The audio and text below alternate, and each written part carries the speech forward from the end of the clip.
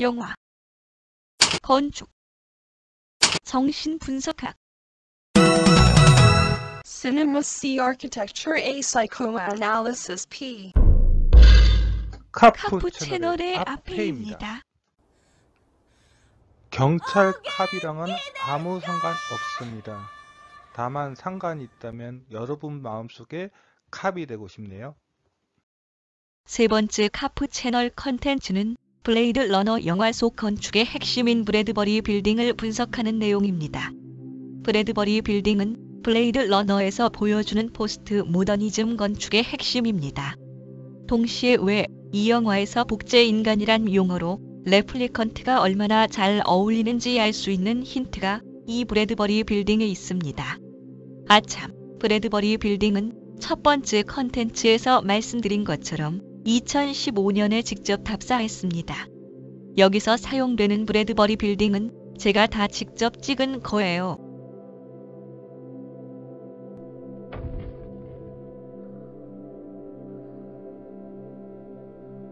첫째, 둘째 제 콘텐츠를 보셨으면 이 편이 좀 궁금하실 거예요.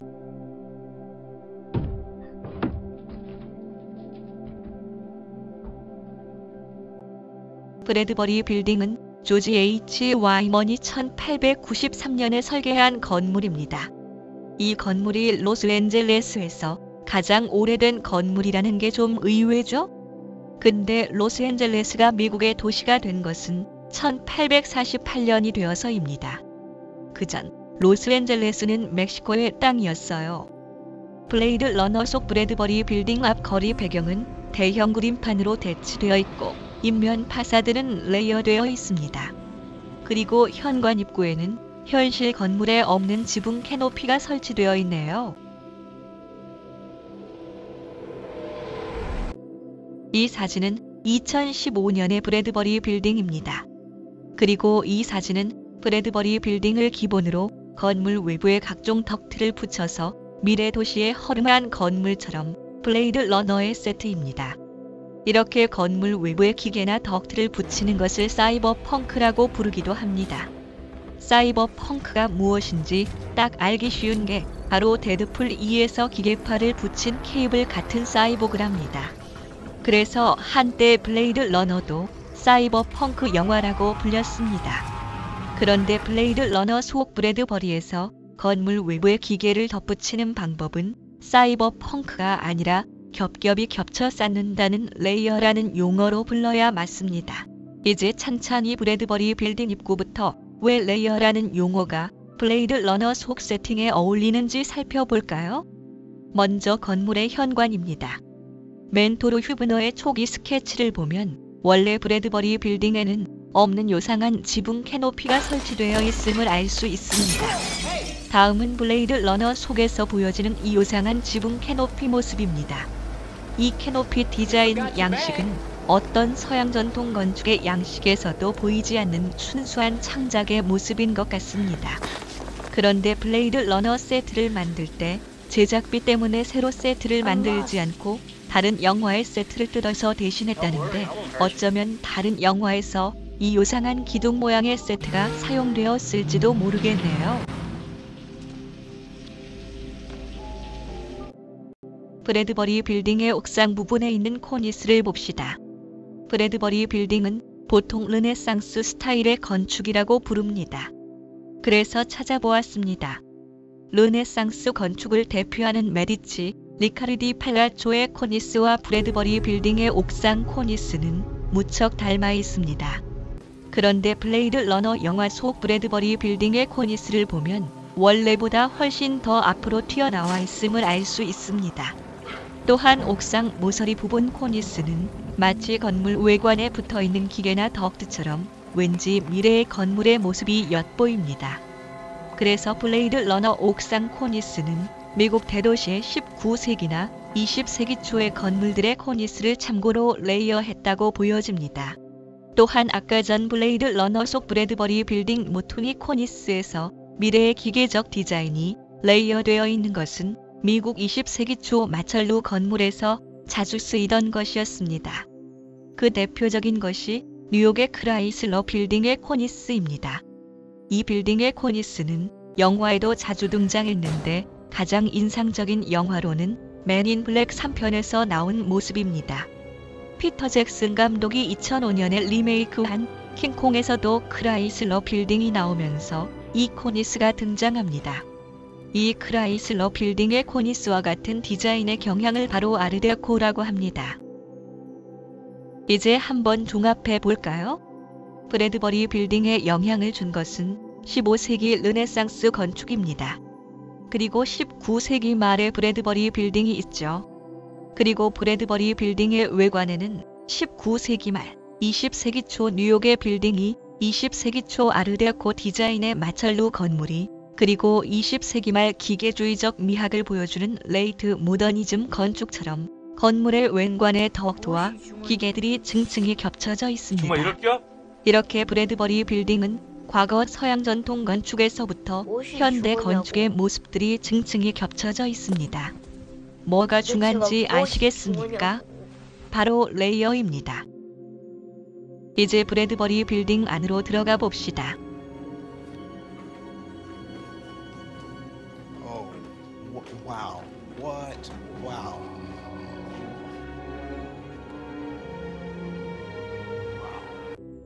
먼저 브래드버리 빌딩 현관입니다. 2015년 현장 답사에서는 정문 현관은 사용할 수 없게 되어 있어서 옆에 있는 다른 현관으로 들어갔습니다. 현관을 들어가자마자 계단이 나옵니다. 계단은 미국에서 19세기 말과 20세기 초에 유행했던 아르누보 스타일의 난간이 설치되어 있습니다. 블레이드 러너 속에서 정문 현관으로 들어오는 데커드의 모습입니다. 1982년 블레이드 러너를 촬영할 시에는 이 건물이 수리 중이었던 것 같습니다. 영화 속 모습이 너무 후줄근해서 그렇게 추측해 보았습니다. 왜냐하면 2015년 현장 답사를 갔을 때 건물의 보존 상태가 하도 좋아서 지은 지 10년 밖에도 안 되었다고 해도 믿을 정도였으니까요. 하지만 관광객은 계단으로 맨 위까지 올라갈 수 없었고 2층 바로 아래 계단까지만 걸어 올라갈 수 있었습니다. 브래드버리 빌딩 중앙 홀 천창입니다. 사실 카메라 렌즈에 완전히 잡히기 힘든 구도입니다. 블레이드 러너 영화 속에서 공중을 떠도는 광고 비행선이 천창을 통해서 보여지는 장면은 언제 봐도 멋진 장면이네요.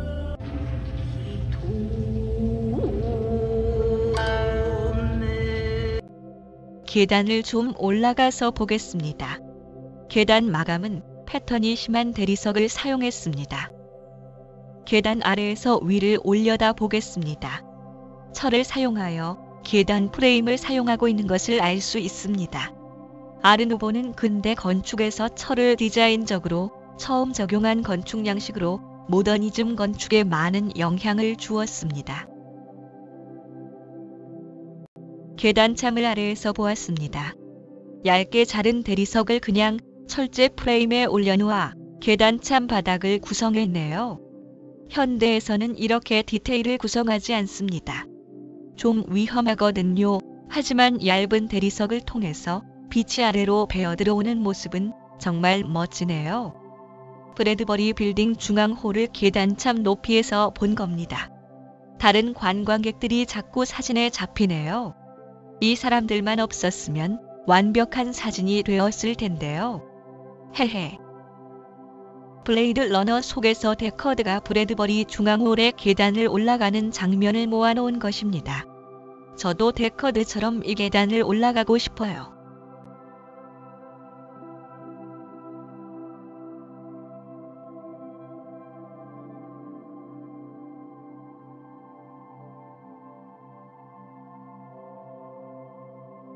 데커드를 따라서 브래드버리 빌딩 맨 위층으로 올라가면 세바스 찬의 아파트 입구가 이렇게 나옵니다. 근데 정말 브래드버리 맨 꼭대기에 이런 아파트 입구가 있는지는 저는 확인할 수 없었습니다. 브래드버리 빌딩의 엘리베이터와 우편함입니다. 19세기 말 엘리베이터는 고층 빌딩을 가능케 한 중요한 근대 건축 기술입니다. 이 엘리베이터는 아직도 잘 작동합니다. 이 앞에는 관광객이 타지 못하게 경비원이 서 있는데 사진을 찍으니 이렇게 비켜주었습니다. 배려 감사합니다.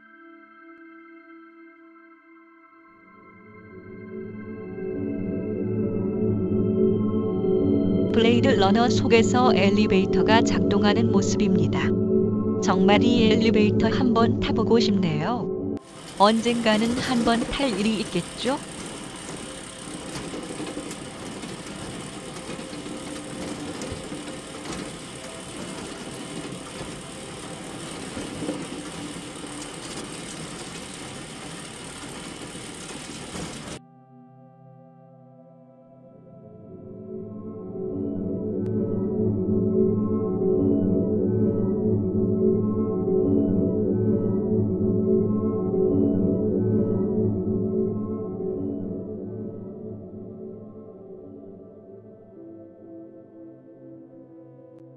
이제 브래드버리 빌딩 1층에서만 놀지 말고 2층을 올라가 볼까요? 근데 관광객은 2층을 올라갈 수 없습니다. 블레이드 러너 속에서도 2층은 올라가지 않고 맨 꼭대기 층만 나옵니다. 제가 온갖 자료와 사진을 다 찾아봤지만 꼭대기 층에 대한 어떠한 사진 자료도 찾지 못했습니다. 그래서 꼭대기 층 복도와 세바스찬 아파트 내부를 찾는 것은 포기했습니다.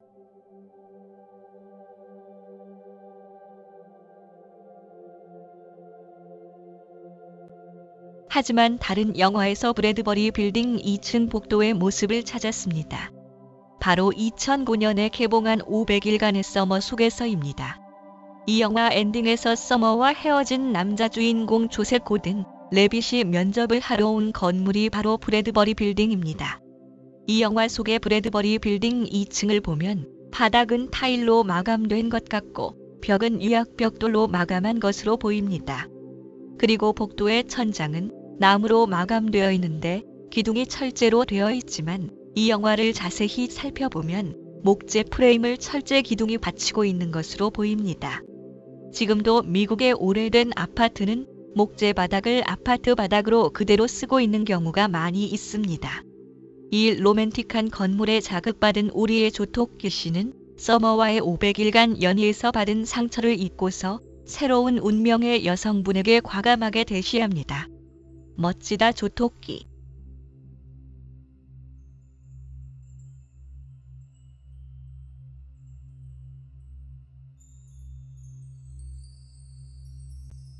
브래드버리 빌딩의 2층 복도에 관한 영상을 또 찾았습니다. 근데 이 영상은 바로 이즈의 뮤직비디오 IC였습니다. 이건 정말 의외였습니다. 이제 복도에서 브래드버리 빌딩 내부 아파트로 들어가 볼까요? 이 사진을 보시면 천장에 목재 바닥이 그대로 노출되어 있음을 알 수 있습니다.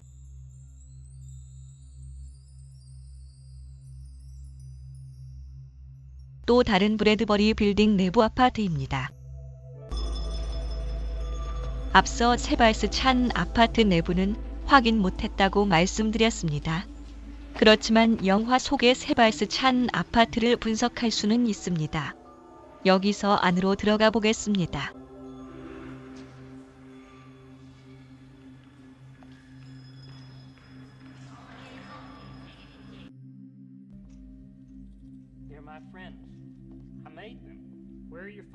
블레이드 러너 속에서 나오는 세바스찬의 아파트 내부 모습을 모아놓은 것입니다. 브래드버리 빌딩이 르네상스 건축에 영향을 받았다고 합니다. 하지만 이 영상 속에 나오는 세바스찬 아파트의 내부 모습에 어떤 르네상스 건축의 모습이 있는지는 잘 모르시겠죠?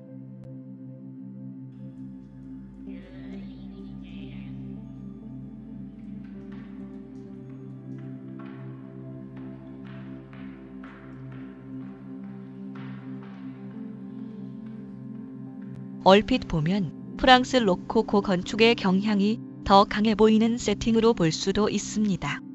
그런 느낌이 들 수밖에 없는 것은 데커드가 프리스를 찾는 장면을 보면 마치 로코코 회화를 보는 것과 같은 색감과 배치가 보여지기 때문일 것입니다.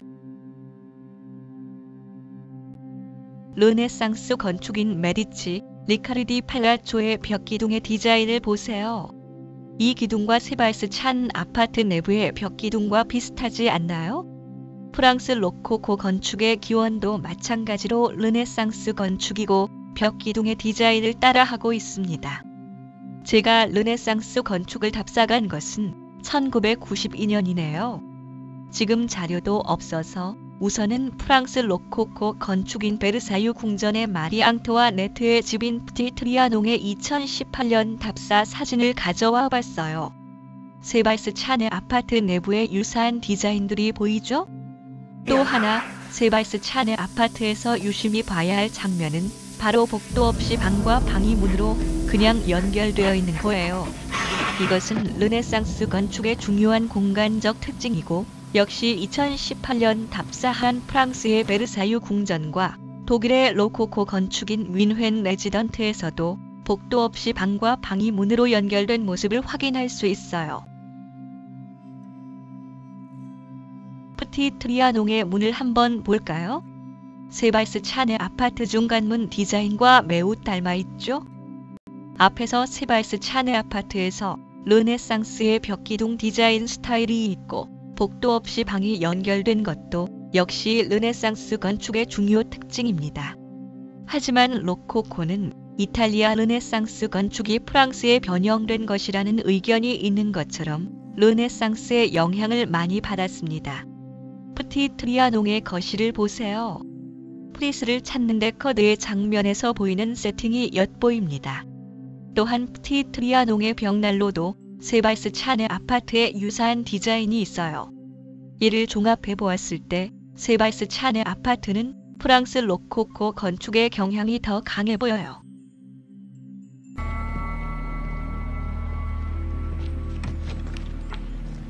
이런 내용을 뒷받침해주는 것은 바로 블레이드 러너 속 천장과 벽입니다. 르네상스와 로코코 건축의 천장에서 주요 공간에 벽화를 사용하는 것은 똑같지만 일반 공간의 천장에서는 르네상스는 조각이나 채색된 목재빔이 그대로 드러나는 것과는 달리 로코코는 목재빔이 드러나지 않게 천장 전체를 덮고 몇몇 무늬 조각이 배치되어 있는 백색 천장을 그대로 사용하는 경우가 많습니다. 또한 세발스 찬의 아파트 벽면과 무늬 패턴을 보세요. 앞서 보여드린 프티 트리아농의 흰색 벽의 조각 무늬 패턴과 비슷하지 않나요? 그럼 직접 세발스 찬 아파트 천장 몰딩과 프티 트리아농의 천장 몰딩을 비교해 볼까요? 정말 비슷하죠? 앞에서 살핀 모든 내용을 고려해 보았을 때 세발스 찬의 아파트는 르네상스라고 하기도 뭐하고 로코코라고 하기도 뭐하네요. 그래서 전체적으로 고려해 보면 프랑스 르네상스의 경향을 가지고 있다고 보는 게 좋을 것 같아요. 아, 프랑스 르네상스라는 말은 제가 만든 말이 아닙니다. 아까 전에 말씀드렸잖아요. 로코코를 인정하지 않는 건축 역사가도 많다고요. 그리고 세발스 찬 아파트의 화장실을 볼까요? 믿을 수 없으시겠지만 르네상스에도 로코코에도 프랑스 르네상스에도 집안에는 화장실이 없었습니다. 화장실이 집안으로 들어온 것은 20세기 넘어와서예요. 세발스 찬의 아파트 화장실은 20세기 초 초기 화장실의 전형적인 모습을 보여줍니다. 범랑으로 만든 욕조와 고풍스러운 세면대, 가우디의 카사밀라의 화장실과 매우 비슷하죠? 이제 전체적으로 살펴보자면 세발스 찬의 아파트는 아무리 봐도 진짜 브래드버리 내부에서 촬영한 것이 아니라 세트인 것 같습니다. 미국은 역사가 긴 나라가 아니라서 랜드마크가 되는 역사적 건물을 무척 아낍니다. 그런데 아무리 내부 수리 중이라도 이처럼 벽을 뚫어가면서 영화를 찍어댈 수는 없습니다. 이 모든 것을 고려해 보았을 때 아무리 봐도 세발스 찬의 아파트는 따로 제작한 세트 공간일 것 같습니다. 그렇겠죠? 그렇다면 여기서 다시 한번 들레즈의 시뮬라크럼 이론을 가져와 봅니다. 여기서 원본 오리지널 모델은 르네상스 건축으로 볼 수 있습니다. 그럼 4번은 브래드버리 빌딩이 되겠죠? 그럼 4번 의사본은 블레이드 러너 영화 속에서 브래드버리의 세바스찬 아파트로 세팅한 로코코 건축이 될 겁니다. 또 브래드버리 빌딩의 난간 등에서 나타나는 아르누보와 19세기 미국 건물 등의 양식적인 특성을 더 레이어하면서 사본이 됩니다. 여기에 더해서 건물의 외관의 기계와 덕트를 레이어하면서 레이트 모더니즘 건축이 사본이 됩니다. 이렇게 사본 등이 계속 이어지면 1982년에 브래드버리와는 다른 새로운 시뮬라크럼이 탄생하는 것입니다. 즉, 블레이드 러너 영화 속 브래드버리는 현실과 다른 완전히 새로운 브래드버리라고 볼 수 있는 것입니다. 이 새로운 시뮬라크럼의 내용을 다시 사진으로 풀어볼까요? 브래드버리 빌딩의 원본 오리지널 모델은 르네상스의 메디치, 리카르디 팔라초와 같은 건물이라 볼 수 있습니다. 이 원본 모델을 베낀 사본이 바로 브래드버리 빌딩입니다. 여기까지가 1982년 현실의 브래드버리입니다.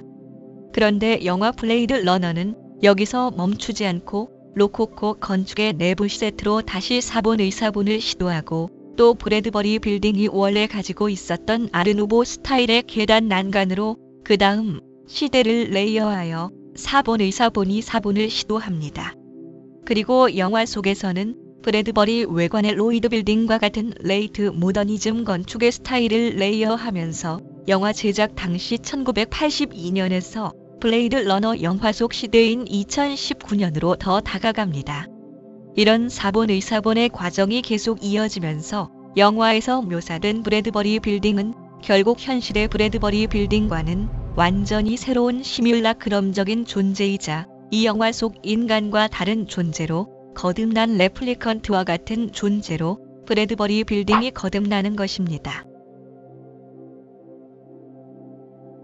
자, 그럼 블레이드 러너 속 건축 경향은 도시 전체의 외관에서 나타나는 레이트 모더니즘 건축의 경향인가요? 아니면 포스트 모더니즘 건축의 경향인가요? 앞에 이제 결론을 내야죠? 무척 헷갈리죠, 레이첼? 그런데 어쩌죠? 여기서 성급히 결론을 내리면 안 될 것 같아요. 다음 컨텐츠까지 기다려주면 안 될까요? 여기까지 왔으니 정말 당신을 꼭 붙잡고 알고 싶어졌어요. 알겠어요. 다시 한번 기회를 드리죠. 그러지 마라.